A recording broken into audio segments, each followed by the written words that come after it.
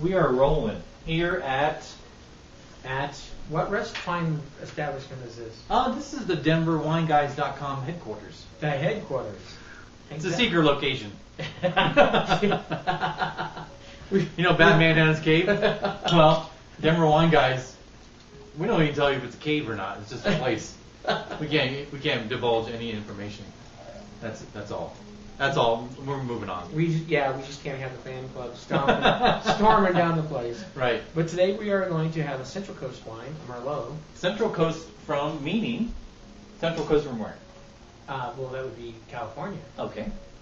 Where else? What Central Coast were you thinking? Well, I don't know. Central Coast, Italy.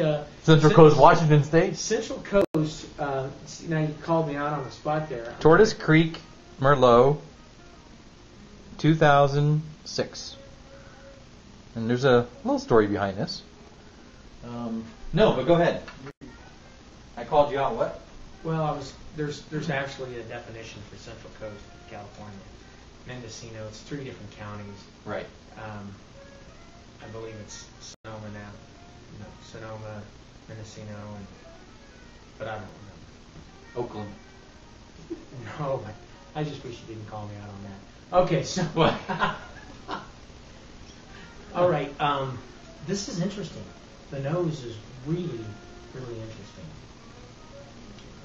This is Tortoise Creek. Tortoise Creek is owned by Mel Masters. Mel Masters. A lot of people in Denver know Mel's Bar and Grill. Mel Masters was back in the day. He's an old wine guy. Back in the 70s, I believe, he was instrumental in getting DeBoeuf into the country. Did you know that? I did not. Yeah, out of New York. He's in New York now. But he's owned a couple restaurants here in Denver, Colorado, over the past 15 years, and he's always had wine labels. And Tortoise Creek is actually something that started in France, but now, and he still has it. He's still pulling juice out of France, but he has a few wines out of California, and this is one of them, Central Coast Merlot. I'm not sure if it's blended or not. I probably would say probably not, but we'll see. I would say it probably is. Probably is. Yeah. And if you were to take a stab in the dark on what the other varietal is or varietals, I think there's probably a touch of cab in there. Yeah. And there's got to be something else that's just giving off this unusual nose that I like, but it's really definitely get some pepper on it. Pepper. Yeah. What do you get? I'm getting a vegetal character that I don't even want to say out loud because people will just laugh and say, "What's that guy talking about?" Well, then don't. But I can get some vegetable thing going on there. I'm going to say it. What? I encourage you to laugh at me because I don't. Laughing gets you through your day. When you open up a can of corn. Oh. Now I don't understand why I'm getting that out of Merlot. Right. And you did get it out of Chardonnays. Right. But it's not something you typically get out of a Merlot. Right. It's just all over it. That's exactly what I smell. In fact, I can't get past it. I don't get it. It's the only thing I can smell. Really? Yeah. Really. We can open a can of corn. I got some in the cupboard. At the secret Denver Wine Guys hideout place. You never know when there's going to be something happen. You need canned goods around. Right? Isn't that what they say? I'm just trying to think it. Yeah. I definitely get, I get some. I get a little bit of that plum thing going on. I get a little bit of that's what I'm expecting to get. I'm supposed to get plum, but I'm not getting it out of this bottle. Sometimes I think, as wine critics, wine evaluation, there's certain characteristics you're supposed to get out of a bottle of wine, out of certain varietals. Right. Plum being a big one out of. Yeah. I'm just not getting it. Yeah. I get has a little bit of a green tinge to it. I get a little black pepper. I get some. I get a little bit of fruit, but I almost get too underripe fruit and overripe fruit. I'm not getting really. I don't get any fresh fruit, which is fine. Oh no, interesting. I'm going to cut you off. Okay. Underripe fruit is up front. or I'm sorry, overripe is up front, and you're getting an underripe fruit Yeah. on the finish. Right. I get what you're talking about. Yeah. Which to me says, pair it with some food. So it's, because it's carrying, again, some acidity. I like the wine, and I have to make a point here, is that this wine is under $10. You'll see it in a lot of places anywhere from $6 to $8 typically. And some places maybe $9. But my point is, it's a wine that for under $10, it has some character, has some structure. Because there's, as we know, in the wine business, we taste a lot of wine. Probably not enough wine under $10. We'd like to taste more of it, but a lot of times you taste that stuff and it's like water. It's like grape juice. And this one, the Tortoise Creek, this Merlot has some character to it.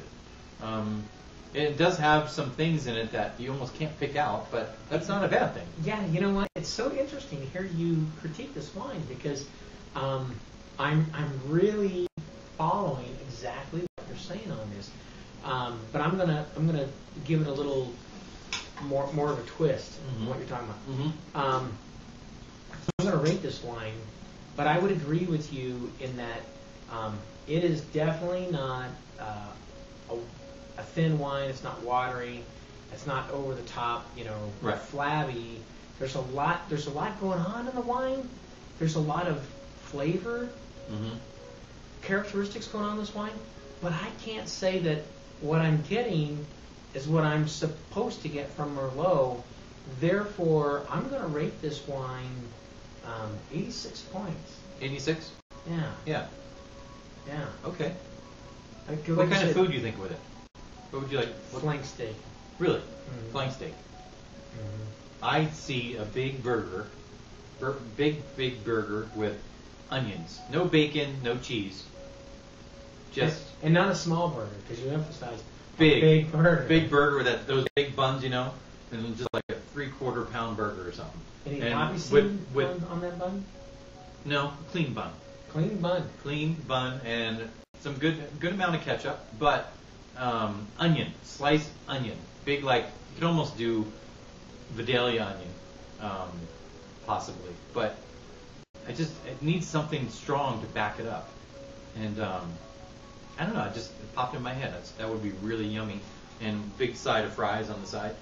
I so would love that, and actually the Pacific Ocean right there would be even better.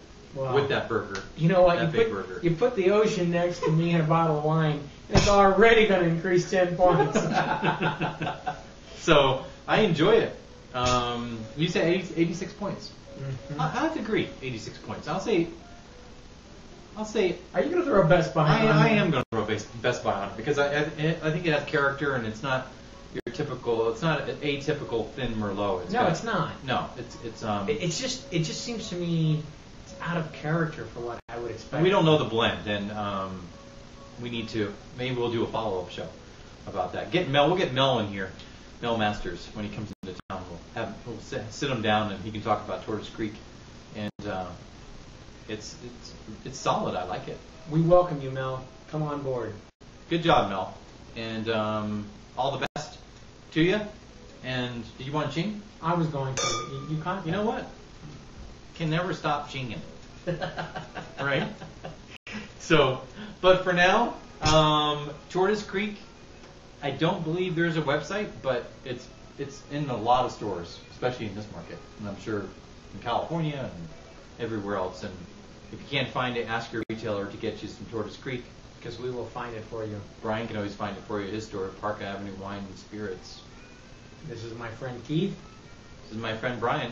And we are DenverWineGuys.com. Thanks for watching, and we'll see you again.